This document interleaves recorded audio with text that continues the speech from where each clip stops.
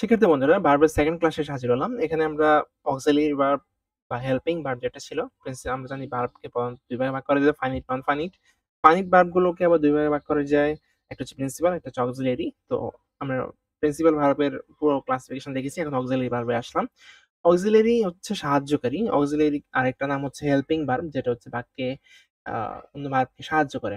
মানে যে ভার্বে নিজস্ব কোনো অর্থ নেই, কিন্তু সেটা সেন্টেন্স গঠনে বা টেন্স গঠনে প্রিন্সিপাল যে ভার্বটা আছে সেটাকে সাহায্য করে, তাকে অক্সিলিয়ারি ভার্ব বলে। মানে অক্সিলিয়ারি ভার্ব মূলত হচ্ছে প্রিন্সিপাল ভার্বকে সাহায্য করার জন্য ব্যবহৃত হয় বাক্যে, তাই এটাকে সাহায্যকারী বা অক্সিলিয়ারি ভার্ব বলে।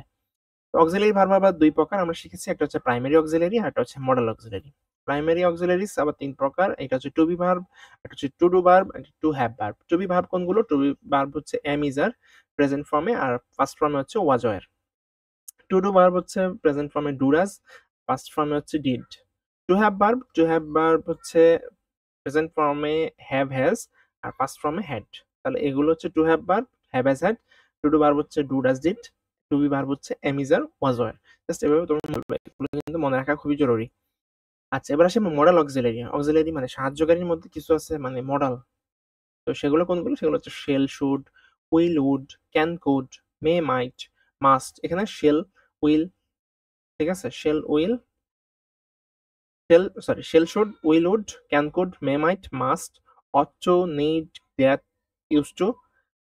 এটার কোনো প্রেজেন্ট ফর্ম নাই, ইউজ টু এর কোনো প্রেজেন্ট ফর্ম নাই। আচ্ছা, তো এই মডেল অক্সিলারি গুলো আমরা ব্যবহার করতে পারি অক্সিলারি ভার্ব হিসাবে। এখন এবার আসি আমরা নন ফাইনিট ভার্ব। আমরা তো ভার্বের মূল ক্লাসিফিকেশন দেখেছি ফাইনিট আর নন ফাইনিট। তো এবার ফাইনিটের কাজ শেষ, এবার নন ফাইনিটে আসি। নন ফাইনিট ভার্ব কোনগুলো? সাবজেক্টের নাম্বার ও পার্সন ইত্যাদি অনুসারে যে ভার্বের রূপগত কোনো পরিবর্তন হয় না। কি বললাম? আগেরটা ছিল নাম্বার ও পার্সন অনুসারে ভার্বের রূপগত পরিবর্তন, মানে থার্ড পারসন সিঙ্গুলার নাম্বার হলে ভার্বটাও সিঙ্গুলার হয়, আর প্লুরাল হলে ভার্বটা প্লুরাল হয়। কিন্তু নন ফাইনিটে পার্সন বা নাম্বারের উপর কোনো পরিবর্তন হয় না ভার্বের। তখন সেটাকে আমরা কি বলি? নন ফাইনিট ভার্ব বলি। এটা কোনটা? Infinitive, gender and participle non finite ভার্বের উদাহরণ। ইনফিনিটিভ, জেন্ডার আর হচ্ছে পার্টিসিপল, এগুলো হচ্ছে নন ফাইনিট ভার্বের উদাহরণ। ভেরিয়াস ফর্মস অফ ভার্ব, কি কি ভার্বের ফর্ম আছে দেখো। ভার্বের যদি আমরা ফর্মের দিকে যাই, একটা হচ্ছে present form, past participle, infinitive, present participle.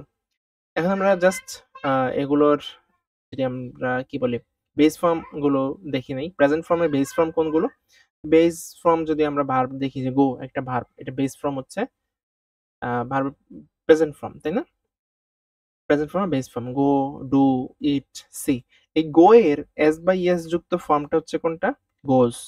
Do এর এস বাই এস যুক্ত ফর্ম হচ্ছে ডাজ। ইট এর সাথে ইটস, সি এর সাথে সিস।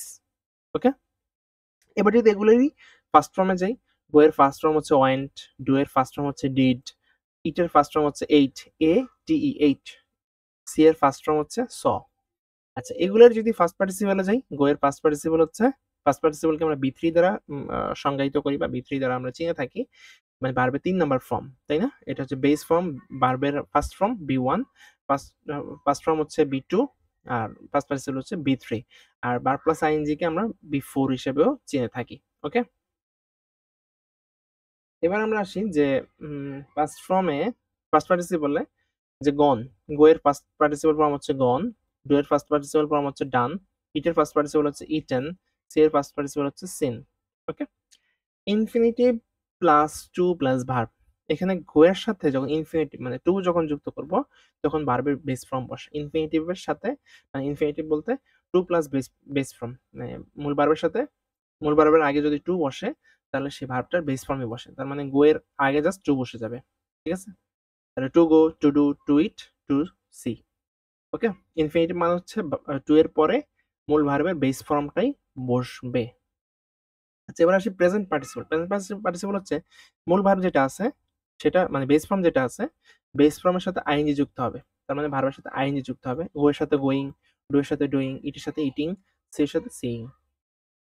ওকে, আশা করছি আমরা ফাইনিট নন ফাইনিট ভার্ব শিখেছি। আমরা নেক্সট ক্লাসে অ্যাডভার্ব নিয়ে আলোচনা করব। Till then, take care.